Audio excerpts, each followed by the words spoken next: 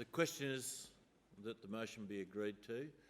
I give the call to the Honourable Darren West and once again remind members that this is an inaugural speech and the usual courtesies should follow. The Honourable Darren West. Thank you, Mr President and honourable members. I'm indeed privileged to be here. Only 95 MPs represent the social, geographic and economic diversity of views and character in a state that's 9 times bigger than Texas. I wish to acknowledge the former members of the Council and of the Assembly and their good work, and also to acknowledge the traditional owners, the Noongar people, and pay my respects to elders past and present. I congratulate you, Mr President, on your appointment and other members upon their election, and look forward to working within the institution that is the WA Parliament. Sincere thanks to all staff in the Council, refreshment areas, even outdoor staff, and those that have answered my several dumb questions on what's been a steep learning curve. I look forward to working up a strong relationship with you all as well. I was born in Edenhope, a small country town in Western Victoria, not far from where Bob Hawke was born, and moved to the Midwest near Geraldton as a toddler when my parents started out farming at East Chapman with $20,000 in a ute. I attended primary school in Geraldton until attending boarding school in Perth. I obtained a music scholarship and went as an 11-year-old, which was very difficult as I was a rather small boy.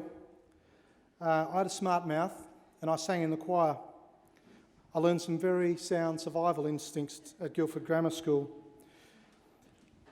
Later, we moved, after we sold the property in Geraldton, we moved back to Victoria on a farm not far from where my father grew up. During this time, my father was diagnosed with a degenerative heart disease and subsequently received the ultimate gift of life, a heart transplant. 10 years later, we came back for good, purchasing Lockmore at Jennacabine in the WA Wheatbelt with my father Howard and mother Lynn. I decided to go farming and give up a career in university. Probably would have ended up in the mining industry and might have been sitting over there with you guys.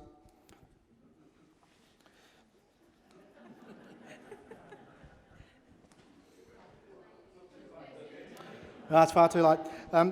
Not so long after this, Leslie and I married, and the children arrived soon after. Our first child, Madeline, arrived on this very day, 18 years ago. This beautiful young woman is studying law at UWA, speaks fluent French, and plays the piano like an angel. She's here today. As you can tell, I'm more than happy to have my inaugural speech rated as the second most important event in our family today. Happy birthday, Princess. Dylan breezes through school at Aquinas. Mr Saul asked me to mention Aquinas today, and consistently knocks out batsmen's stumps and spends much of his time studying the physics of reverse swing. Best figures 4 for 1. He can fill our house with Hendrix riffs. It's great. He's my new best mate. Tragically, our third child was taken from us as a result of complications at birth. To us, the first star seen every night is always known as Cooper's star.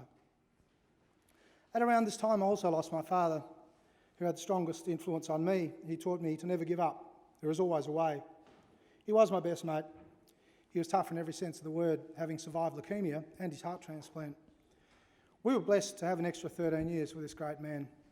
It was a difficult time for all the family when he passed, and I learned firsthand the difficulties of the farming business and keeping a family together, both of which he did very successfully.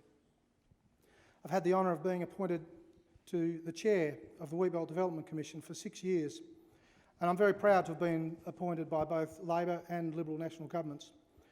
This was a most fruitful time for me, as I learned about what makes the Wheatbelt work, allowed me to spend time with its amazing people, and exposed me to an amazing group of like-minded people who made up the Wheatbelt Development Commission board, that had a broad range of skills and ideas, and were able to lift the profile and perception of the Commission during this time. I was also the chair when Royalties for Region came. It was great for country areas. We had to adapt to meet the new funding requirements. I was also exposed to the machinery of government during this time and to the associated bureaucracy. I didn't find to be all paper shufflers, but rather a steadying influence on a young chair who wanted to fix the Wheatbelt now. I've been fortunate to be able to forge some strong working relationships and friendships during this time and picked up a lot of good information on the way. I've had a strong involvement in education. I chaired our little school board at Sacred Heart School in Gamelling. The BER grant, despite all its it's no, look, there was a lot of talk about the BER grant, but for us it was great. We rebuilt our little school. We ensured its future. Enrolments have risen, resources are better, staff want to teach there. It's been fantastic for it.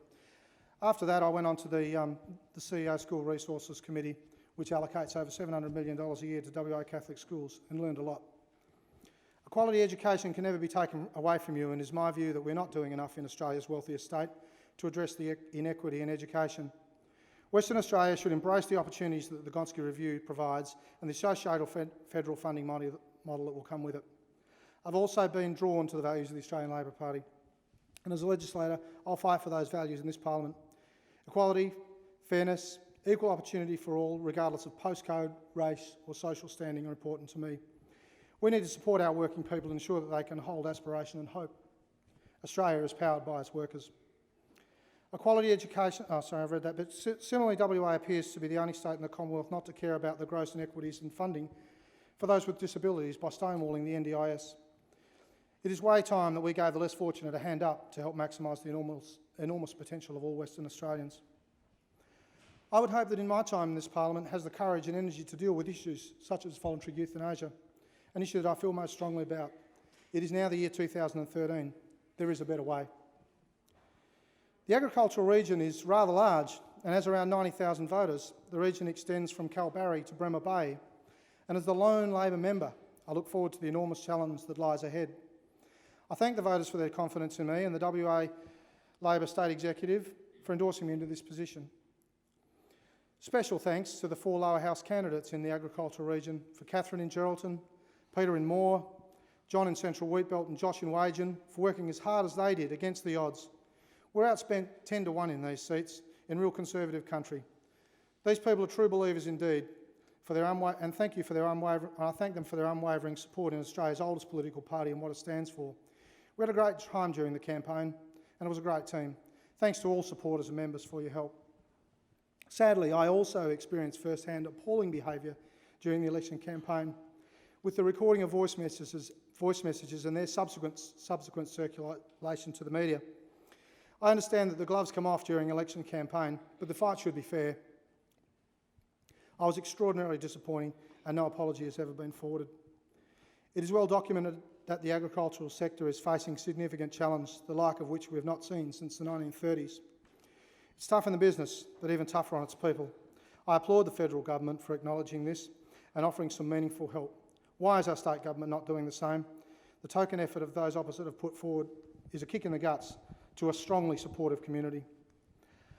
I would not have this opportunity without the unwavering support of my amazing wife and business partner, Leslie, who has been the cornerstone of my journey so far. Also, my mum and business partner, Lynn, my sisters, Helen and Jennifer, along with their husbands, Greg and Rob, and my in-laws, Barry and Terry Chataway, who have supported me all the way. I've absorbed information and advice from many great people. Thanks so much to Kim Chance, Jeff Gallup, Eric Ripper, Alana McTiernan, Mark McGowan and the many other MPs who have mentored me and taken innumerable phone calls and offered good advice. Thanks also to John Halden, Ruth Webber, Bill Johnson, Sally Talbot, Simon Mead and Linda Oshalem at the party office, who have taught me much about the behind-the-scenes business of party politics. I would especially like to thank Tanya and Christian, David and Rosalind, Dane and Lisa, Paul Tomlinson, along with several other family members and friends, for the hours of discussion and their street wisdom. I'm a very fortunate Western Australian. It is my view that everyone should be afforded the opportunities that I've had. Our farm business is growing very well. We no longer have the $20,000, but we still have the ute. I've had a look around the world, spent a year in a scholarship in the US. There truly is nowhere else like here. I look forward to working extremely hard with my Labor colleagues, with a light on the hill and the voice of those without one. There is enough for everyone in Western Australia, and I find it impossible to condone the allocation of hideous wealth to some and poverty to others. This needs to change. We're the ones who have the job, and we need to do it as a collective. We must never give up when the going gets tough. I'm proudly driven, not by what I can be, but how I can help others. I look forward to the next 4 years. We have an obligation to future generations to leave the place better than we found it. Thank you.